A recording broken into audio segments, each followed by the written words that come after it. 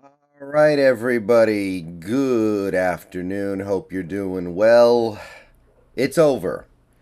The long national nightmare is over. We now have closure on the Baker Mayfield trade situation, and he is not coming to Seattle. So I made my thoughts on the Baker Mayfield stuff clear multiple times during this process, so you guys know how I feel about it. I don't think it made very much sense for the Seahawks to have interest. And yesterday we received a couple of different reports that indicated we were never interested at all, which contradicted some earlier reports, but that's how this game works at the end of the day, right? And now we have confirmation that he is going elsewhere. Ian Rappaport tweeted this out a couple hours ago. The Panthers are acquiring former number one overall pick Baker Mayfield from the Browns for a 2024 conditional fifth round draft pick. All parties split the financials to make it happen. And to give you an idea of how they split the financials, we go over to this tweet from Mike Garofalo. The Browns are going to pay Baker $10.5 million this season.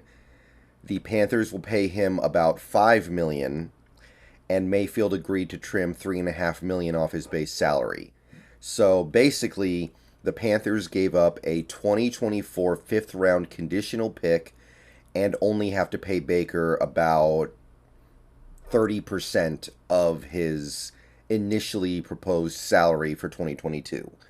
Now, I'll say this.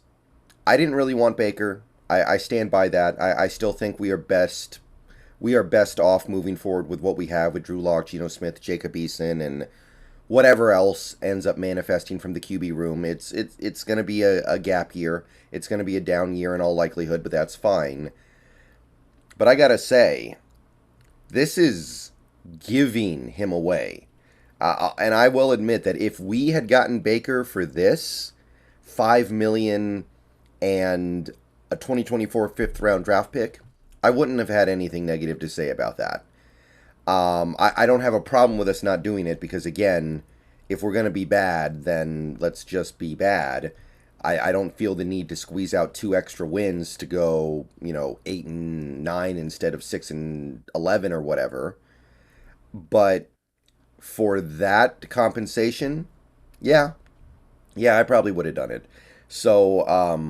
We knew the Browns had very little leverage in trading Mayfield, but this is not that radically different, other than I guess the money from what the Saints gave up to get Mark Ingram. I think it was last year. So that goes to show you that when you don't have leverage, that you really don't have leverage.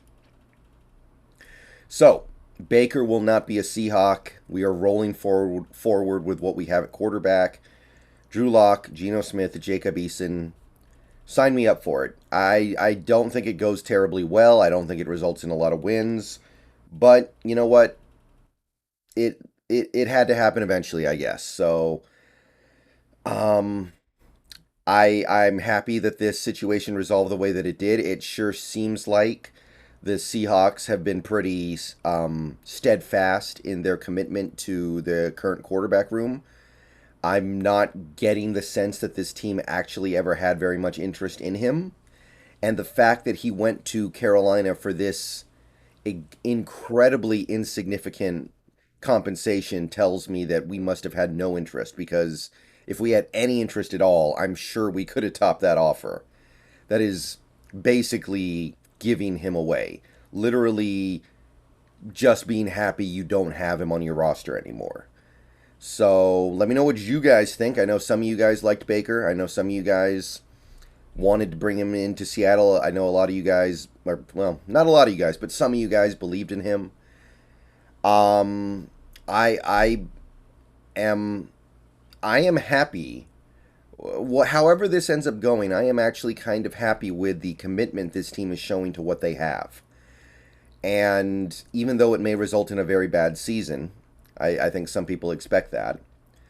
I think that not desperately flailing around to try to squeeze out an extra win or two that doesn't mean anything or means very little is commendable. And I'll give credit where credit is due. I was worried that this rebuild would be hampered by a coach and front office that wants so badly to win every single game that they can, that they would make some trade to get a little bit better somewhere in a way that doesn't matter that much. But they're not doing that.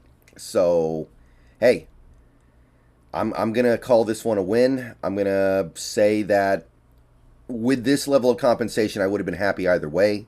Baker is not a bad quarterback, but I'm happy going forward with what we have, and I'm kind of happy this whole thing is over. Now, the Jimmy Garoppolo rumors are coming next. Let me just go ahead and say that right now.